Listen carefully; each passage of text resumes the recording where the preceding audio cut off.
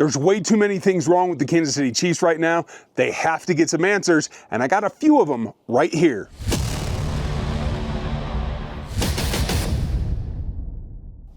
Welcome in, folks. This is RGR. I'm Ryan going rogue, and that's what I do, is kind of break it up and go a little bit out on my own. We're going to do that today. Hope you guys are here. Like, sub, hit that bell. Make sure that you are with us. I appreciate everyone who's been joining lately. Welcome to all the new viewers. Very much happy to have you on board. Make sure that you're with us. Join Rogue Nation, get that gear and all the stuff. I have some takeaways. I'm still pretty salty about the way they went about this Chargers game down in Brazil. I know it's tough to travel. I know that's a long ass way to go, but I gotta tell you, I'm done with excuses. This team looked exactly the same way it looked in the Super Bowl. There wasn't enough. There wasn't a big catch by Tyquan Thornton that really made it there. It wasn't the fact that you fed Hollywood that made it good. There isn't anything that's different enough, and that comes back to the leaders, both players and coaches on this roster. So today, while there's a little bit of break in the storms here, I'm not walking around because it is wet on the ground, but we're gonna break it down. These are the things that are on my mind that they have to get sorted out. Number one, Andy Reid, fix your game plans. I don't know if Andy's just handing it off to Matt Nagy. I know a lot of you think that Matt Nagy's the problem. And if that's true, okay, that would make sense because the game plan is not multiple enough on offense, period, no matter what. They are too locked in to singular players having a matchup that they want to exploit. First, it was Rashee Rice. Obviously, you lost him before the season, so now your whole plan for the first third of the year is hosed. You can't just move on to, hey, we're just going to feed Xavier. And when that doesn't work and he gets hurt, we're absolutely screwed. That's not acceptable anymore. You can't run Travis Kelce enough now and wear him out for the end of the season. You have to have multiple possibilities every damn week. And I know that they like to get things sorted out on a game plan that's very straightforward, that isn't pushing the boundaries too much. And they like to hone in. They are too narrow-minded. There's too many blinders on, and they have to fix that. That starts with Coach Reid, number one, and Matt Nagy, number two. They got to get that fixed. But they can get some input from Patrick Mahomes. It's absolutely abhorrent that you cannot do what you did last week and not have your third tight end, who's been screaming all preseason, on the field for 5 snaps. That's ridiculous. Tanyan has to play more against the Eagles. He has to give you a little bit of a different look. And by that I mean, being multiple, they want to run 11 personnel. They want to do that predominantly. You have to be able to go to your 3 tight end sets. You have to be able to stay in double and actually attack out of it. You have to be able to get into 13 and run the damn ball. That's what has to happen. And that's number 2. Prophet X, America's #1 sports prediction market, is a peer-to-peer sports prediction market where users play against each other instead of a sports book versus the house. You will almost always get the best price on any spread, money line, total, or player prop since you're playing against other people rather than the book. Prophet X offers dual currency system, either Prophet Points or Prophet Cash, and operates across 40 states. Use the promo code RGR and claim up to $200 in Prophet Cash on all plays for the first 30 days playing on the site. Prophet X gives you the best lines in the space, and you can even set your own odds on specific wagers on your players, all at Prophet X. Go there and use the code RGR. Terms and conditions apply. I know I say it all the time, and now all of a sudden the national media is coming around, and even people in Kansas City are coming around to, you don't run the ball enough, period. And I know I've been doing this for 7 years saying the same thing. Well, now it seems that others are starting to recognize just how right I've been. You have to run the ball. You have 2 backs that you can use to grind. You have to do that against this defensive front, this defensive team of Philly. Obviously, Jalen Carter's going to be out there because he got a little flick on the wrist instead of an actual suspension. So he's going to be there. Is he going to be like super hyped up, or is he going to dial it back so he doesn't get in trouble anymore? I have no idea. But either way, you have to have a plan to deal with him. And right now, I'm not convinced that they do. It has to involve running at him. Are you going to take some TFLs? Maybe.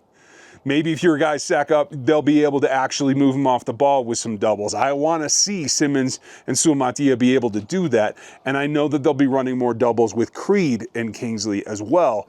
So those 2 combinations I do want to see. And if you just get the ball rolling, especially if you are going downhill with your power backs, then you can come in on second and long, third, and get Rashard Smith going. They're going to back off. The Chiefs saw 68% 3 and 4 man deep zones. They're not going to pack the box. So run some counter, run some pitch, get this speedster kid out on the edges and let him run. I don't care if he's inexperienced. I don't care if he can pass block.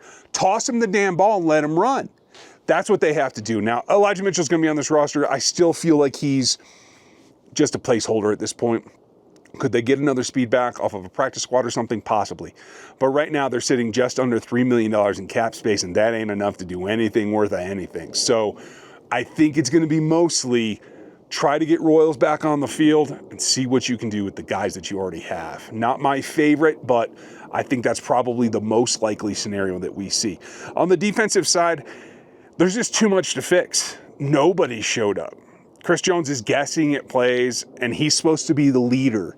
Mike Dana isn't getting pushed. Charles Omenihu isn't getting pushed. The guy that was probably the best pass rusher of the night, Ashton Gelati, didn't get enough time because they don't feel that he's got enough of the playbook or enough of the variations ready to go. That's over. He's got to be on the field. He should be the first sub in at this point on the defensive line, especially at edge. Maybe you want to play around with Tillery or not, but Tillery, I think, put up pretty much what I expected. He got some push. I think he racked up a pressure, but not an earth mover. In the meantime, Mike Pennell's Bengal, and he's shutting down the run for them. Now, I know that the Chargers did not run like we thought they would, but somebody will. I think this week it might have bought the Chiefs a little bit of grace here because they were so terrible against the pass last week. Maybe the Eagles aren't going to run it down their throats either. Maybe they're like, well, they're weaker that way and can put up points faster.